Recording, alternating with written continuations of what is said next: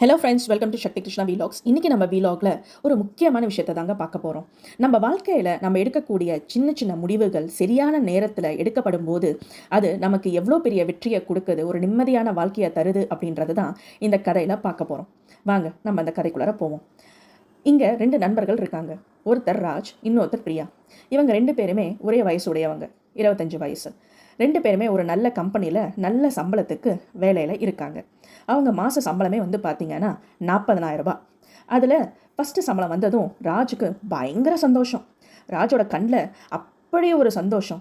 அவர் கண்ணுக்கு முன்னாடி அவர் எப்பயுமே ஆசைப்பட்டு பார்த்து வாங்கணும்னு நினச்ச கேஜெட்ஸ் எல்லாம் முன்னாடி வருது.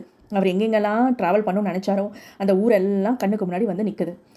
இன்னொரு சைடு பிரியா தன்னோட சம்பளத்தை வச்சு எப்படி எந்த இன்ஸ்ட்ருமெண்ட்டில் இன்வெஸ்ட்மெண்ட் பண்ணலாம், மியூச்சுவல் ஃபண்டில் இன்வெஸ்ட்மெண்ட் பண்ணலாமா, பிபிஎஃப்ல இன்வெஸ்ட்மெண்ட் பண்ணலாமா, இல்லை ஆர்டியில் இன்வெஸ்ட்மெண்ட் பண்ணலாமா, போஸ்ட் ஆஃபீஸில் இன்வெஸ்ட்மெண்ட் பண்ணலாமா அப்படின்ட்டு அவங்க யோசிக்கிறாங்க. இந்த 2 ஃப்ரெண்ட்ஸும் சேர்ந்து ஒரு தடவை சந்தித்து பேசுகிறாங்க. அப்போது பிரியா சொல்கிறாங்க, ராஜ், நான் ஒரு முக்கியமான முடிவை எடுத்திருக்கேன். நான் என்னோடய மாத சம்பளத்திலேருந்து ஒரு 5,000 ரூபாவை நான் டைவர்சிஃபைடு போர்ட்ஃபோலியோஸில் இன்வெஸ்ட்மெண்ட் பண்ண போகிறேன். என்ன டைவர்சிஃபைடு போர்ட்ஃபோலியோஸில் இன்வெஸ்ட்மெண்ட் பண்ண போகிறேன் அப்படின்னு ராஜ் கேட்டார். அதுக்கு பிரியா, நான் மியூச்சுவல் ஃபண்ட்ஸில், அதில் ஈக்விட்டியில், இஎல்எஸ்எஸ் அந்த மாதிரி டிஃப்ரெண்ட் போர்ட்ஃபோலியோஸில் நான் இன்வெஸ்ட் பண்ணலான்னு இருக்கேன். அது மட்டும் இல்லாமல் பிபிஎஃப்லையும் நான் இன்வெஸ்ட் பண்ணலான்னு இருக்கேன். எவ்வளோ இன்வெஸ்ட்மெண்ட் பண்ண போகிற? 5,000 ரூபாய். 5,000 ரூபாயில் நீ என்ன பெருசாக சேர்த்துற போகிற அப்படின்னு ராஜ் கேட்டார். பிரியா சொன்னாங்க, இல்லை, நான் இப்போத்துலேருந்து இன்வெஸ்ட்மெண்ட் பண்ணால் கண்டிப்பாக அது எனக்கு ஒரு பெரிய லாபத்தை கொடுக்கும் அப்படின்னு. சரி, இப்போ எனக்கு ஒன்றும் அவசரம் இல்லை. ஃபஸ்ட்டு நான் என் லைஃப்பை என்ஜாய் பண்ணிக்கிறேன். நான் எனக்கு வேணுன்றதை வாங்கிக்கிறேன். நான் நிறைய ட்ராவல் பண்ணணும், நான் நிறைய பார்ட்டி பண்ணணும் அப்படின்ட்டு ராஜ் தன்னோட முடிவை சொன்னார்.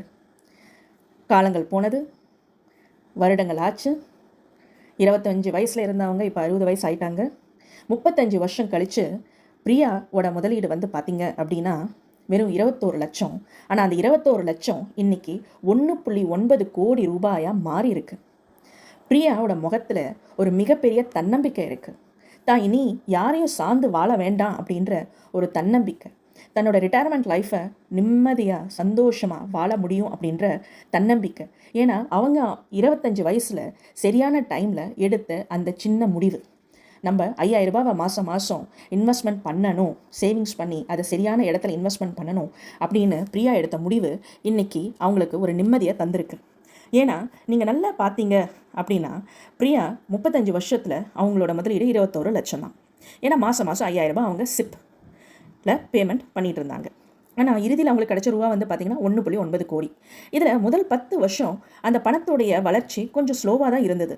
ஆனால் 15லேருந்து 25 வருஷம் வந்து பார்த்திங்கன்னா ஒரு அசூர வேகத்தில் ஒரு பெரிய வளர்ச்சி.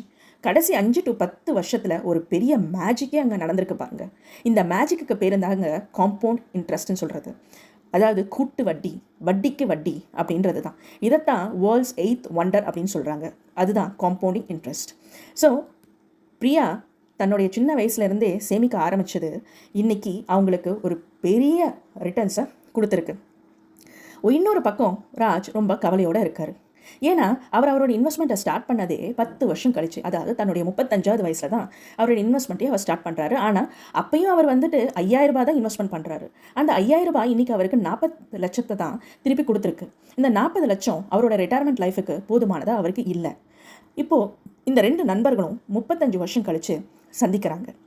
அப்போது ராஜ் சொல்கிறாரு, நான் ரொம்ப பெரிய தப்பு பண்ணிட்டேன்.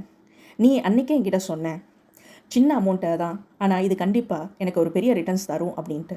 நான் தான் நீ சொன்னதை கேட்கல. நான் நிறைய செலவு பண்ணிவிட்டு ஜாலியாக ஃப்ரெண்ட்ஸுங்களோட என்ஜாய் பண்ணிவிட்டு அப்படியே இருந்துட்டேன். ஆனால் இன்றைக்கி அதுக்கான சூழ்நிலை, அதுக்கான வருத்தத்தை நான் ரொம்பவே உணர்கிறேன். ஏன்னா இன்றைக்கி என்னோடய ரிட்டையர்மெண்ட் அப்படின்றது எனக்கு சாதகமாக இல்லை அப்படின்ட்டு. அப்போ பிரியா சொன்னாங்க, இதுக்கு தான் ராஜ் நான் அப்போவே சொன்னேன், first savings, pay your self. முதல் நம்மளுடைய சேமிப்பு, அந்த சேமிப்பை சரியான இடத்துல முதலீடு செஞ்சோம் அப்படின்னா நம்ம வயசான காலத்தில் நிம்மதியான ஒரு வாழ்க்கையை வாழ முடியுன்றதுக்காக தான் நான் அன்றைக்கே உங்ககிட்ட சொன்னேன் அப்படின்ட்டு. அப்போ ராஜோட மனசில் ஒரு விஷயம் பட்டுன்னு தென்பட்டுச்சு. என்னென்னா, நம்ம தான் இந்த தப்பை பண்ணிட்டோம், ஆனால் நம்ம குழந்தைங்களுக்கும் நம்ம பேர குழந்தைங்களுக்கும் சின்ன வயசுலேருந்தே சேமிப்போட முக்கியத்துவத்தை அவங்களுக்கு சொல்லி கொடுத்து வளர்க்கணும் அப்படின்னு சொல்லிட்டு. அவ்வளோதாங்க. இந்த மாதிரி தான் நம்மளோட வாழ்க்கையில் நம்ம எடுக்கிற சின்ன சின்ன முடிவுகள் நம்மளை ஒரு பெரிய ஒரு நிம்மதியான வாழ்க்கையை நோக்கி கொண்டு போகிறதுக்கும், இல்லை ஒரு கஷ்டமான ஒரு சூழ்நிலைக்கு நாமளே தள்ளிக்கிறதுக்கும் வழிவகுக்குது. ஸோ சரியான சேமிப்பு, சரியான நேரத்துலேருந்து நம்ம ஸ்டார்ட் பண்ணோம் அப்படின்னா, நமக்கு தேவைப்படும் போது நம்ம பணத்தை நோக்கி ஓடணுன்ற அவசியம் இல்லை. பணம் நமக்காக வேலை செய்ய ஆரம்பிச்சிடும். பணம் நம்மளை நோக்கி ஓடி வர ஆரம்பிச்சிடும்.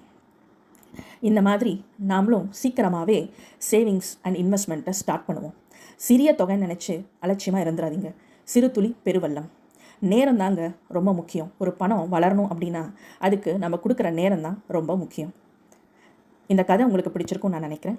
இந்த கதை உங்களுக்கு பிடிச்சிருந்தா உங்கள் ஃப்ரெண்ட்ஸ், ஃபேமிலி எல்லாருக்கும் ஷேர் பண்ணுங்கள். நம்ம சேனலை இன்னும் நீங்கள் சப்ஸ்கிரைப் பண்ணாமல் வாட்ச் பண்ணுறீங்க அப்படின்னா சப்ஸ்கிரைப் பண்ணுங்கள். உங்களோட சப்போர்ட் எனக்கு ஒரு மிகப்பெரிய உறுதுணையாக இருக்குங்க. தேங்க்யூ. தேங்க்ஸ் ஃபார் வாட்சிங்.